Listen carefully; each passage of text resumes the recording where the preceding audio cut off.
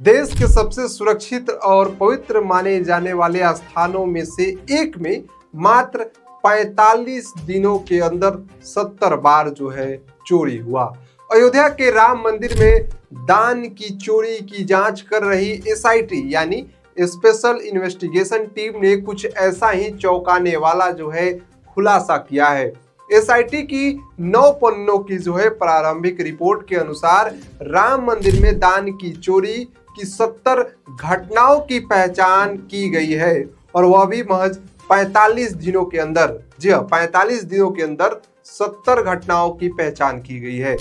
आज मैं आपको बताऊंगा कि कैसे सीसीटीवी के ब्लाइंड स्पॉट, कमजोर चेकिंग सिस्टम और खराब सुपरविजन ने इस पूरे साजिश को मुमकिन बनाया। एसआईटी की जांच में सबसे बड़ा खुलासा सीसीटीवी की रिकॉर्डिंग को लेकर हुआ है।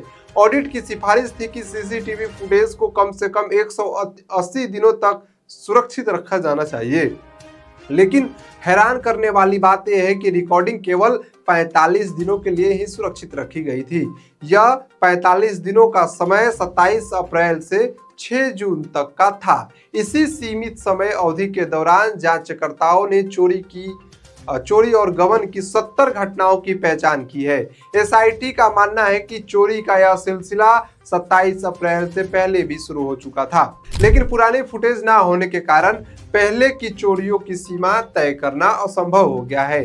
आप सोच रहे होंगे कि यह सब कैमरे के सामने कैसे हुआ, और उपलब्ध सीसीटीवी फुटेज में बार बार देखा गया है कि गिनती करने वाले कुछ कर्मचारी नोटों की गड्डियों और खुले पैसों को छिपा रहे थे। यह पैसे कपड़ों के अंदर, जेबों में, जूतों में और अन्य चीजों में जो है छिपी हुई जगह पर जो है छिपाए जा रहे थे। कई मामलों में यह भी देखा गया कि कई अन्य कर्मचारी उनकी मदद कर रहे थे या उन्हें कवर दे रहे थे। काउंटिंग रूम में कैमरे तो लगे थे, लेकिन ट्रस्ट के कर्मचारी ने लाइव फुटेज की प्रभावी जो है वो ढंग से निगरानी नहीं की। चोरी की इतनी बड़ी घटना बिना सिक्योरिटी और मैनेजमेंट की लापरवाही के संभव जो है वो नहीं थी। एसआईटी ने अपनी रिपोर्ट में स्पष्ट रूप से कई सुरक्षा खामियों को गिनाया है। गिनती की प्रक्रिया में शामिल कई कर्मचारियों ने निर्धारित सुरक्षा प्रोटोकॉल का जो है पालन नहीं किया। काउंटिंग रूम में प्रवेश करते या बाहर निकलते समय जो है कर्मचारियों को ठीक से तलाशी नहीं ली जाती थी। तय किए गए ड्रेस कोड भी जो है वो सख्ती से लागू नहीं किया गया था, जिससे मन करता था कोई भी जो है अपने ड्रेस कोड में आ जाता था। कर्मचारियों के निजी सामान अंदर ले जाने पर प्रभावी रूप से रोक ही नहीं थी, कोई भी बाहर से अंदर कुछ भी लेके जा सकता था। सुपरविजन के मामले में रिपोर्ट में कुछ बड़े खुलासे भी हुए हैं। रिपोर्ट में बताया गया है कि दान पेटियों की चाबियों का नियंत्रण और एक्सेस बिना किसी स्पष्ट लिखित आदेश के दिया जा रहा था। सोचिए कि जो दान पेटी है उसके चाबियों का नियंत्रण और एक्सेस बिना किसी स्पष्ट लिखित आदेश के जो है दिया जा रहा था। इस व्यवस्था को संभालने वाले व्यक्ति का नाम रमाशंकर यादव उर्फ टिन्नू बताया गया है। टिन्नू को श्री राम जन्मभूमि तीर्थ क्षेत्र के पूर्व महासचिव चंपत राय का करीबी माना जाता है। आपको बता दें कि ट्रस्ट ने चंपत राय का इस्तीफा भी स्वीकार कर लिया है और अब नए सीईओ की नियुक्ति की जा रही है।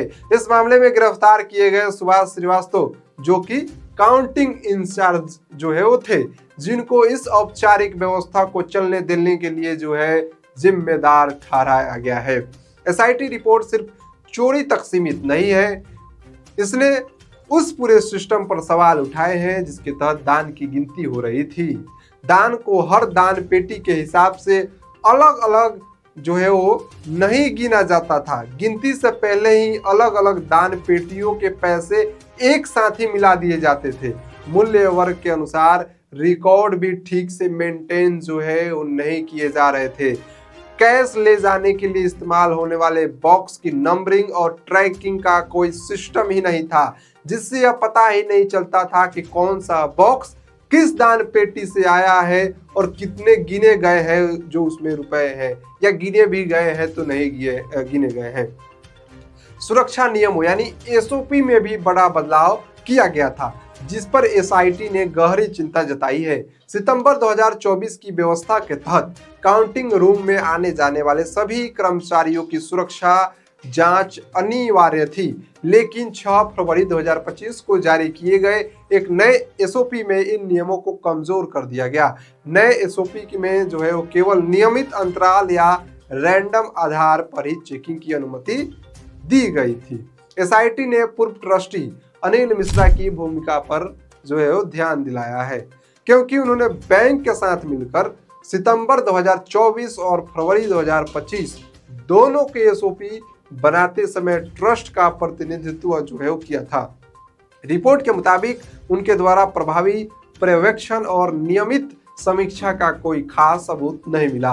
एसआईटी ने यह भी पाया कि जांच के लिए नए नियम बनने के बाद जो थोड़ी बहुत रैंडम चेकिंग होनी थी वह भी नहीं की जा रही थी। ट्रस्ट और बैंक के प्रतिनिधित्व और मौजूदगी के बावजूद यह खराब निगरानी जो है लगातार जारी रही। एसआईटी की इस जांच से एक बात साफ है कि प्रक्रिया की शुरुआत से ही गंभीर कमियां मौजूद थी। जनता द्वारा दिए गए भारी दान को देखते हुए ऑडिट और जवाबदेही के नजरिए से यह जो है एक बेहद गंभीर कमजोरी है। अब देखना यह है कि नए सीईओ की नियुक्ति के बाद मंदिर ट्रस्ट दान की सुरक्षा और पारदर्शिता सुनिश्चित करने के लिए क्या कदम उठाता है। बहुत बहुत धन्यवाद। आप लाइव एक्सपोज देख रहे थे।